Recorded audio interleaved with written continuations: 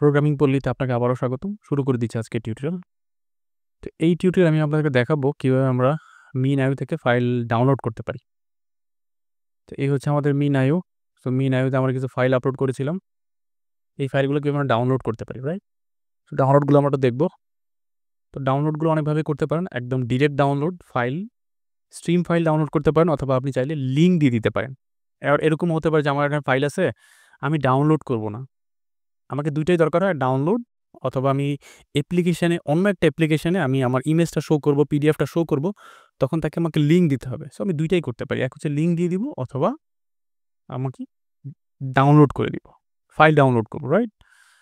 ওকে, আপাতত আমরা দেখবো কীভাবে আমরা ডাউনলোডটা করতে পারি। লিঙ্ক দিব আমরা পরবর্তীতে দেখব আমরা কীভাবে ডাউনলোড করে দিতে পারি একদম ডিরেক্টলি, সেটা একটু দেখি। আমি একটা এপিআই নিব, এপিআই ক্রিয়েট করবো, সেটা হচ্ছে গেট এপিআই। এইটার নাম দিব অবশ্যই সিঙ্ক থাকবে, টাস্ক এসিনক্রোনাস মেথড লিখবো যেহেতু, আই অ্যাকশন রেজাল্ট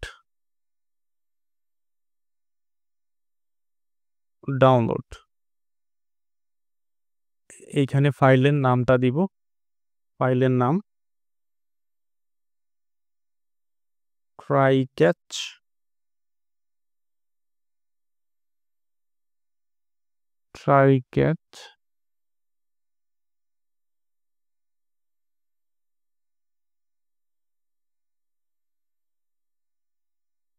ওকে। এখন আমি যেটা করতে হবে, আমাদের বাকেট যেহেতু টেস্ট, সেগুলো চাইলে আমরা ডাইনামিক করতে পারতাম, আগেই আমি বলেছিলাম প্যারামিটার দেখে নিতে পারতাম। সো আমরা এগুলো করবো না, আমরা আপাতত টেস্ট থেকেই আমরা ডাউনলোড করতে চাই। তো প্রথমত আমাকে যেটা করতে হবে, আমি একটা ভেরিয়েবল নিচ্ছি, স্ট্রিম নিউ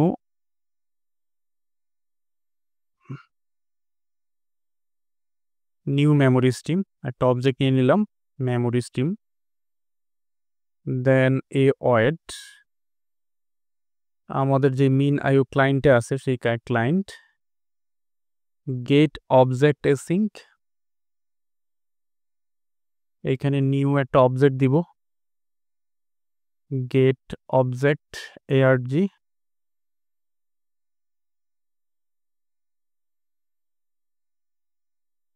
ওকে। তো আমরা চাইলে এটাকে আলাদা করেও দিতে পারতাম, রাইট? সো আমি এখানে দিয়ে দিচ্ছি dot with bucket,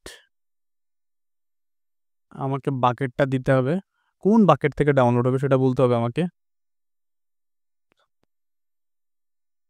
gate object arg dot with bucket.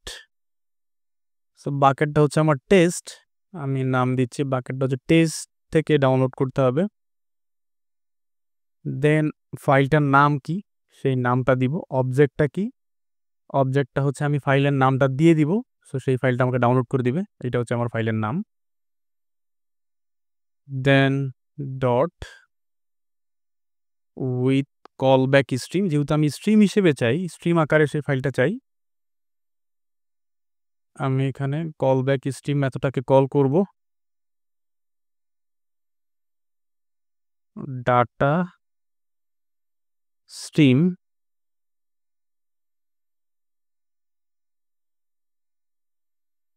এখানে আমি একটা ল্যাম্বডা এক্সপ্রেশন লিখব,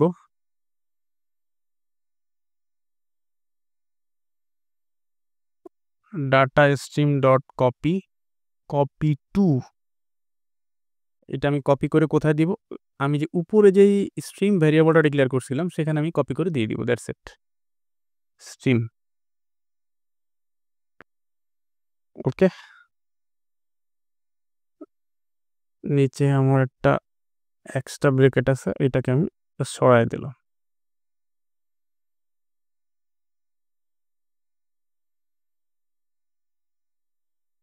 দেন যেটা করতে হবে আমাকে, স্ট্রিম ডট পজিশন 0, আর এটাকে আমার রিটার্ন করে দিতে হবে। সো রিটার্ন করবো আমার হচ্ছে ফাইলটা, রাইট? রিটার্ন ফাইল আমি স্ট্রিমটা দিব। এই স্ট্রিমের আমার টাইপটা বলে দিতে হবে, এটা কী টাইপের, কন্টেন্ট টাইপটা কী সেটা বলতে হবে, আর সাথে হচ্ছে ফাইলের নামটা আমি দিতে চাই। তো জাস্ট সিম্পলি ফাইলের নাম যেটা দিব সেটাই ডাউনলোড, সেই নামই ডাউনলোড হয়ে যাবে। আর এইখানে বলতে হবে কন্টেন্ট টাইপটা কী। সো কন্টেন্ট টাইপ যেহেতু এটা স্ট্রিম, এইখানে আমাকে লিখতে হবে application slash octet stream. Fine, that's it, এতটুকুই। যদি কোনো একটু চেক করে দেখি, একটু ছোটো করে দিই, এগুলা একটু টেক্সটটাকে ছোটো করে দিই।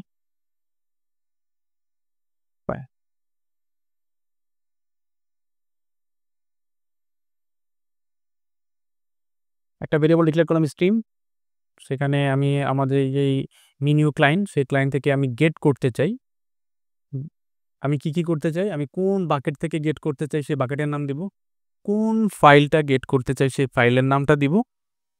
যেহেতু আমি এটা ফাইলটাকে স্ট্রিম হিসেবে চাই, উইথ কলব্যাক স্ট্রিম, এবং আমি এখানে কপি করে এই স্ট্রিমটাকে দিয়ে দিলাম, দেন রিটার্ন করে দিলাম হচ্ছে স্ট্রিম। ফাইন, তো এইটাকে আমি একটু জাস্ট রান করব, আমাদের ডাউনলোড। ওকে, আমি এখানে জাস্ট লোকাল হোস্ট এইটা একটু ওপেন করি, এটা হচ্ছে ফাইলটার নামটা, রাইট?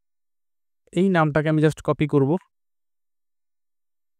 কপি করে ডাউনলোড, রাইট আউট, এখানে দিয়ে দিলাম, নামটা দিয়ে দিলাম, এক্সিকিউটে ক্লিক করলাম, দেখেন এখানে আমি ডাউনলোড করতে পারতেছি, ডাউনলোড ফাইল। সো আমার ওই ফাইলটাই ডাউনলোড হয়ে গেছে, তো যেই ফাইলটা আমি আপলোড করেছিলাম সেই ফাইলটা আমি এখানে ডাউনলোড করতে পারতেছি, এইটাই। ওকে, আমি চাইলে এটাকে যদি এইখানে দেই, যেহেতু গেট এপে একদম ডিরেক্ট ডাউনলোড হয়ে গেছে। ওকে, নাইস, ব্যাপারটা ইজি না, সুন্দর না? সো আমার আলাদা করে, আমার কষ্ট করে আমার প্রজেক্টের মধ্যে কোনো ফোল্ডার ক্রিয়েট করে ফোল্ডার পাতে অথবা অন্য কোনো পাতে আমার ফাইলগুলো রাখতে হচ্ছে না, সেখান থেকে আমার ডাউনলোড করতে হচ্ছে না। সো আমি ইজিলি আমার একটা আলাদা একটা স্টোরেজ সার্ভার, যেখানে ফাইল আমার সমস্ত যত আনস্ট্রাকচার ডাটা ফাইল আছে, ইমেজ সব রাখতে পারি, সেখান থেকে আমি চাইলে ভিউ করতে পারি, ডাউনলোড করতে পারি। সো আমরা ডাউনলোডটা দেখলাম, দেন আমরা দেখব পরবর্তীতে কীভাবে আমরা সেখান থেকে চাইলে লিঙ্কটাও আমরা দিতে পারি, যেখান থেকে আমরা সেই লিঙ্কটা দিয়ে ভিউ করতে পারবো এবং ডাউনলোডও করে নিতে পারবো। সে পর্যন্ত ভালো থাকবেন, সাথেই থাকবেন, আল্লাহ হাফেজ।